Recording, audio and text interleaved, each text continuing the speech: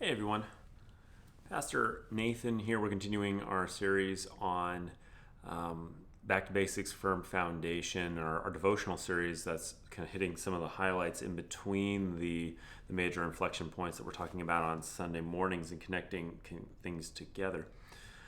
This past Sunday, we talked about Moses and giving the Ten Commandments. God has begun the covenant work with his people. This is called the Mosaic Covenant. We didn't really touch that this last Sunday, but this is the Mosaic Covenant. God is saying, I'm your king. Here's what I've done for you, and here's what my agreement with you. If you do these things, I'll stay your king. If you don't do these things, that's going to be a problem. So God cuts this covenant with his people that he's rescued out of the land of Egypt. So Israel isn't exactly the greatest people. God does be incredibly patient with them. He shows his incredible patience towards them. And they finally get to the land that's been promised for over 400 years. God's brought this 1.2 million people to the very kind of gate into the land of the Canaanites, Canaan. And he says, okay, I'm going to take you and I'm going to put you in the land. So they send spies in, and those spies spend about 40 days in the land. After the end of that 40 days, these 12 spies that they've sent in, 10 of them say, if we go in there, we're going to die. They've got giants, they've got walled cities, they've got armies. We're going to be defeated. We should just turn around and make it back to Egypt. Would that we had either died in Egypt or in the desert.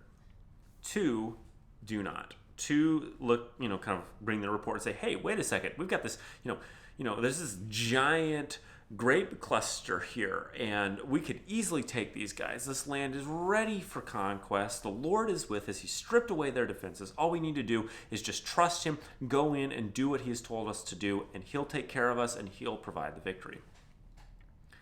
Well, you can guess which ones the people of Israel believe. They believe the 10, and they get up to a point where they pick up stones to stone their leader Moses and Aaron and Joshua and Caleb. They're like, we got to stone these guys and we will make our way back to Egypt. And if the Lord didn't intervene by his presence showing up at the temple and God speaking to the people of Israel kind of directly, who knows what would have happened to Moses at that point. Israel had seen God's mighty works in Egypt, the 10 plagues.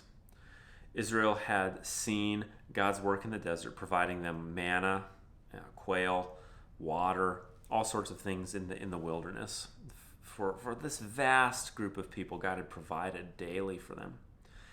And yet, when faced with uncertainty and some challenge, the people of Israel are ready to bolt and ready to run for the hills and go back to slavery. 3,000 years later, we are not that much different. How often God asks us to do something.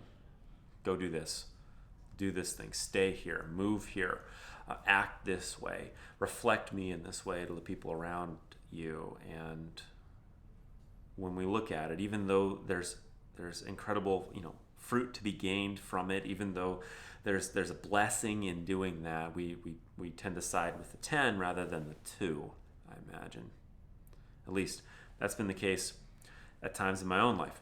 I'm siding with but Lord, there's all these obstacles. Why would I do this? I can't do this. This is impossible. Why did I even come here?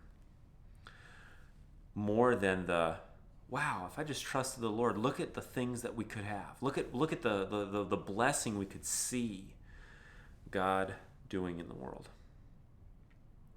And I guess my encouragement for you today is this. Our God asks us to trust him even in the day-to-day, because there's blessing in that.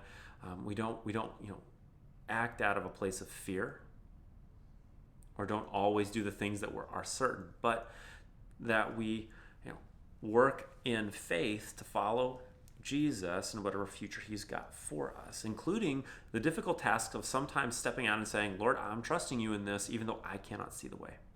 Even though I'm uncertain about how this is going to work, I'm trusting you, and I'm trusting that in the midst of this, you will provide. And hope that's helpful for you, and we'll talk again soon. Take care.